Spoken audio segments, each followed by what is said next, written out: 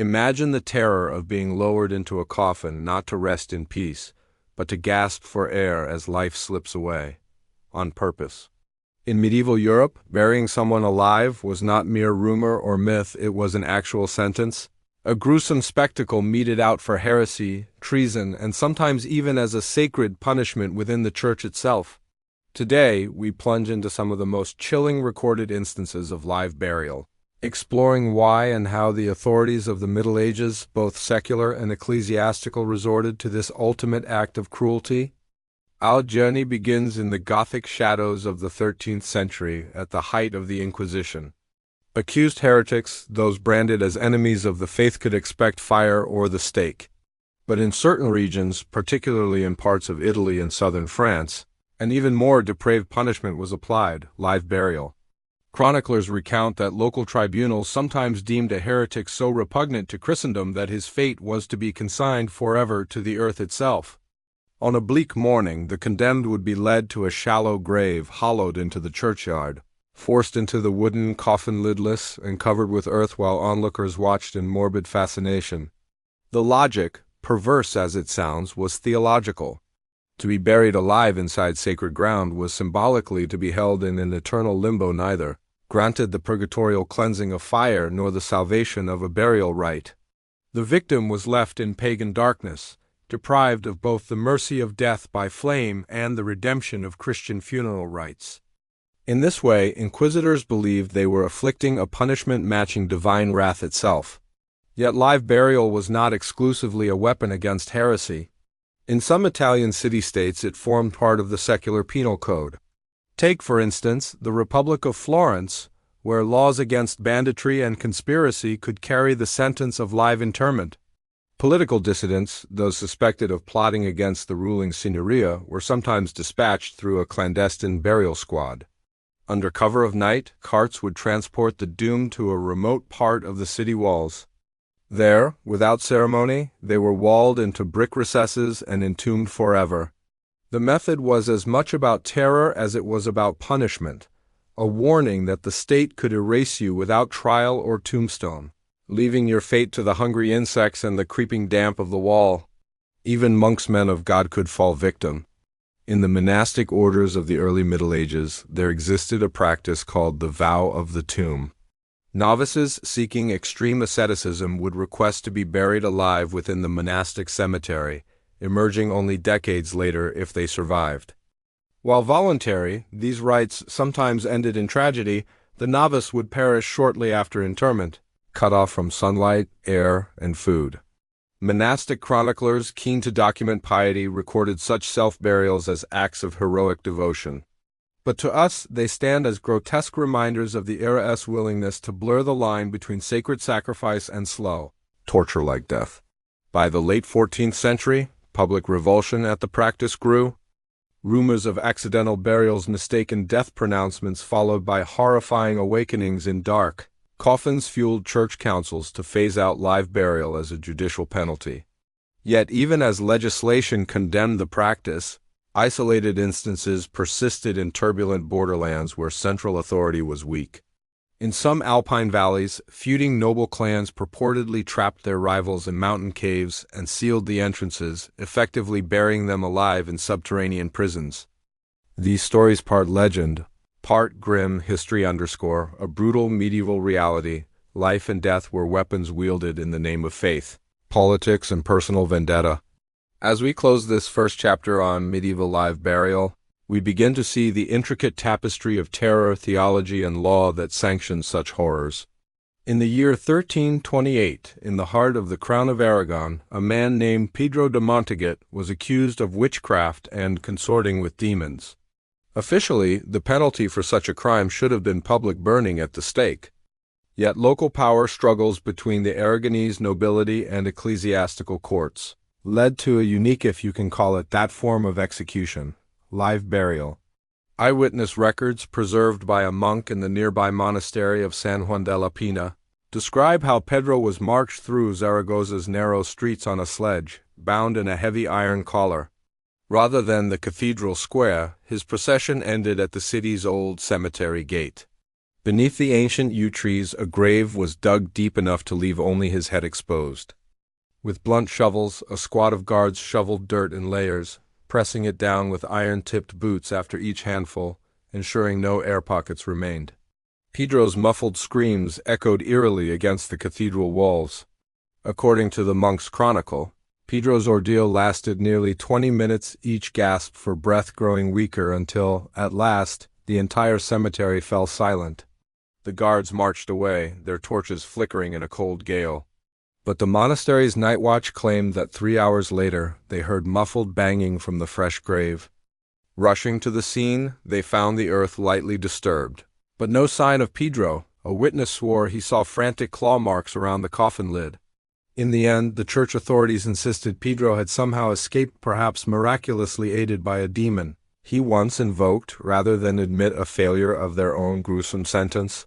Whether Pedro de Montagut truly survived or is merely the stuff of folklore, his story highlights the terrifying unpredictability of live burial. For every official execution, there were countless unrecorded burials, the nameless and the obscure who disappeared without a trace, their fates entombed in the very earth meant to consecrate them. Another infamous case took place in northern Italy's March of Verona in 1395. A noble named Alberto di Castelrodo allegedly betrayed his liege lord in favor of a Venetian alliance. Captured and convicted of treason, he was offered exile but refused to renounce his Venetian sympathies. The verdict: live inhumation within the castle's crypt. Chronicler Giovanni Villani vividly described how, after Alberto was lowered into a narrow chamber, a massive marble slab was sealed above him. Villani's contemporaries claimed that a month later, faint sounds like distant weeping drifted from the crypt. Whether this was an auditory hallucination or evidence that Alberto lingered alive in darkness, no one ever claimed his body, and to this day, the slab remains undisturbed. Beyond Europe's borders, echoes of live burial as punishment can also be found in the medieval Islamic world. Though less common, certain legal treatises from the 11th century record that some North African emirates applied burial alive to rebellious slaves or soldiers who attempted coups. Scholars debate how widespread the practice truly was, but the mere fact that it appears in disparate legal codes suggests a broader medieval belief in this form of ultimate erasure: no fire, no water, no mercy. By the end of the Middle Ages, increasing humanistic sentiments and a growing fascination with humane justice led denouncing live burial as barbaric even by medieval standards. Legal reformers like Giovanni da Legnano in Italy argued vehemently against it, calling it a shame upon Christendom. Papal bulls issued in 1425 forbade ecclesiastical courts from imposing burial alive, relegating the practice to unofficial, private vengeance rather than state or church sanction. Yet vestiges persisted in folklore and legend long after official bans. Tales of witches returning from shallow graves to haunt the living speak to a cultural fear that even death when inflicted by live burial might not be final. These stories, recorded in chapbooks and ballads, kept alive the memory of a punishment so horrible that even medieval people, accustomed to public executions and torture, eventually recoiled in horror.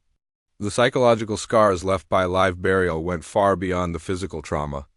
Even for those who narrowly escaped interment, whether by miracle or mistake, the mental anguish could surpass any medieval torture rack. Scholars of medieval psychology note that survivors often suffered from what we would now recognize as post-traumatic stress disorder, nightmares of suffocation, panic attacks triggered by tight spaces, and an obsession with earth and burial rites. Legend has it that one man, only known in local annals as the Pauper of Saint Michel, was mistakenly declared dead during a plague outbreak in 1450. Placed in a mass burial pit, he awoke as laborers shoveled him in, clawed his way free, and fled into the night. His subsequent letters, discovered centuries later in a neglected archive, recount breathless tales of half-mad self-preservation, lingering guilt for having survived when so many perished legitimately, and an unbreakable terror of the ground beneath his feet. Historians believe his writings influenced later European burial safety designs like burial vaults and watchtowers erected to prevent premature interment. On the communal level, live burial cases fueled urban legends that shaped medieval and Renaissance art.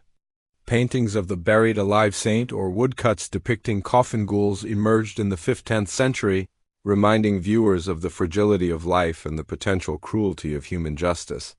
These images, often lurid and dramatic, played upon the audience's fear of being trapped in darkness, cut off from salvation, both spiritual and physical.